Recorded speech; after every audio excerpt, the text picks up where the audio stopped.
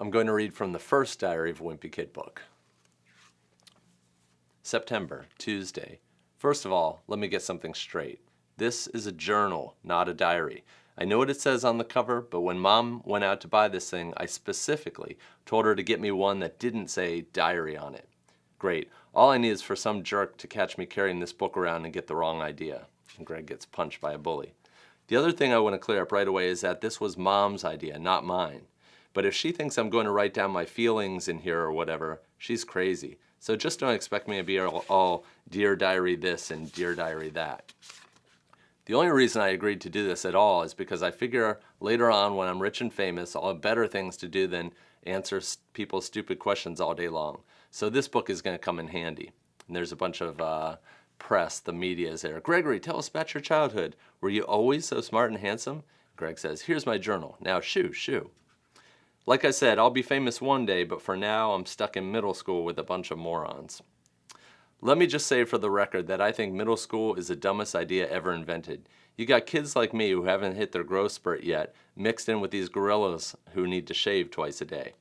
And a big bully slams a bunch of little kids out of the way with his backpack. Out of my way, runts. And then they wonder why bullying is such a big problem in middle school. If it was up to me, grade levels would be based on height, not age. But then again, I guess that would mean kids like Sharad Gupta would be in the first grade.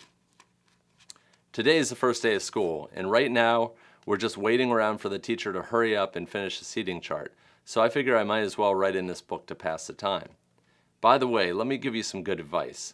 On the first day of school, you got to be real careful where you sit.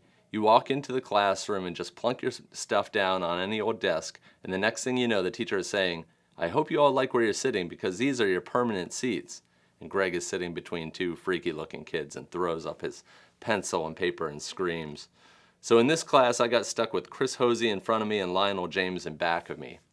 Jason Brill came in late and almost sat to my right, but luckily I stopped that from happening at the last second. So this kid with like earrings and a nose ring and a lip ring says, is this seat taken? And Greg's like, yes. Next period, I should just sit in the middle of a bunch of hot girls as soon as I step in the room. But I guess if I do that, it just proves I didn't learn anything from last year. And there's a girl passing a note to another girl through Greg. And she says, Greg, will you please pass this note to Shelley? And Greg goes, why, certainly. And the note says, Greg is a dork.